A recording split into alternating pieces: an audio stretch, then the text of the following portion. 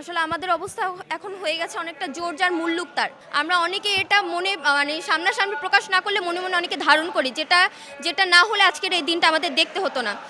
একজন সুদীপ চক্রবর্তী, যাকে আমরা আমাদের একজন আদর্শ নাগরিক এবং শিক্ষক হিসেবে দেখতাম, তার কাছ থেকে আসলে তার বিরুদ্ধে আজকে দাঁড়াতে হবে, সেটা কেই বা ভেবেছিল একজন শিক্ষার্থী হিসেবে।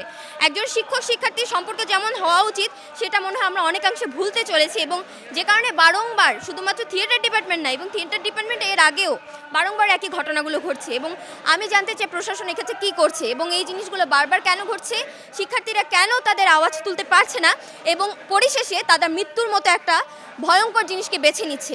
এবং এই মৃত্যুর পেছনে আসলে কারা দায়ী? আইনের প্রতি যথেষ্ট শ্রদ্ধা রেখে তার আইন অনুযায়ী যত সর্বোচ্চ শাস্তিটুকু হওয়া উচিত একজন মানুষকে মৃত্যুর প্ররোচনা দেওয়ার ক্ষেত্রে এবং এরকম অনৈতিক কাজ করার ক্ষেত্রে, সেই সর্বোচ্চ দাবিটা আমরা রাষ্ট্রের কাছ থেকে আশা করি। আমাদের জন্য অত্যন্ত দুঃখজনক একটি বিষয়, আমাদের এক বোন মিমো আত্মহননের পর বেছে নিয়েছেন। ঠিক কী কারণে তাকে এই ধরনের সিদ্ধান্ত নিতে হলো, যিনি একজন ডিন স্যার প্রাপ্ত একটা মেধাবী শিক্ষার্থী? সুতরাং এর পিছনে যারা আছে তাদেরকে সুষ্ঠু তদন্ত করে আইনের আওতায় নিয়ে আসা, এটাই হলো স্টুডেন্টের দাবি। আমরা আসলে আশঙ্কার জায়গা হলো বিগত সময় বিভিন্ন তদন্ত কমিটি হয়েছে, সে তার কোনো সুষ্ঠু আমরা কোনো কার্যক্রম লক্ষ্য করিনি। সুতরাং একটা আশঙ্কার জায়গা এটাই যে আসলেই এইটার তদন্ত হবে কি না, তদন্ত হলে রিপোর্টটা অনুযায়ী মামলা নেওয়া হবে কিনা এবং এই অনুযায়ী বিচার হবে কিনা, এটা একটা আশঙ্কার জায়গা।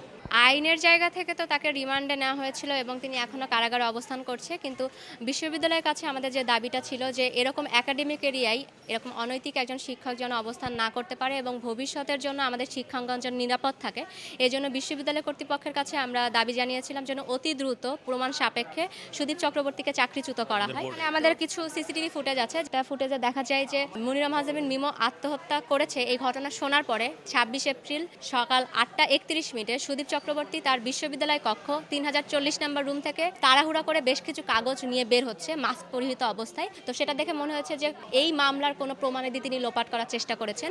একজন শিক্ষকের মধ্যে কিংবা একজন ভিকটিমের মধ্যে ব্যাপারটা সীমাবদ্ধ না, আমাদের সিস্টেমটা নিয়ে আমাদের আসলে কোয়েশ্চেনটা। আজকে আমরা এখানে দাঁড়িয়েছি, আজকে আমাদের আন্দোলন কিংবা আমাদের সবসময়ের আন্দোলন শুধু একজন নারী হেনস্থাকারী কিংবা স্টুডেন্ট হেনস্থাকারীর বিরুদ্ধে না, বরঞ্চ পুরো একটা সিস্টেমের বিরুদ্ধে। যে সিস্টেম নির্যাতনের পরে যারা তার প্রতিবাদ করতে চায়, তার নির্যাতনের বিরুদ্ধে যারা দাঁড়াতে চায়, সেই তাদেরও মুখ বন্ধ করে দিতে চায়। সে বিভিন্ন ধরনের মেকানিজম আবিষ্কার করে, যেসব মেকানিজমের মাধ্যমে এই সকল আন্দোলনকারীদের, এই সকল প্রতিবাদকারীদের বিভিন্ন রকমের সে মার্ক করে, এবং মার্ক করার পরে আমরা দেখি সে ক্লাসরুম এবং বাইরের ইনডোর আউটডোর বিভিন্ন প্রোগ্রামে তাকে বিভিন্ন রকম সামাজিকভাবে বোলিং করা হয়, টিচাররা তাকে মেন্টালি টর্চার করে বেড়ায়, এবং এই ব্যাপারটা খুবই ভয়াবহ।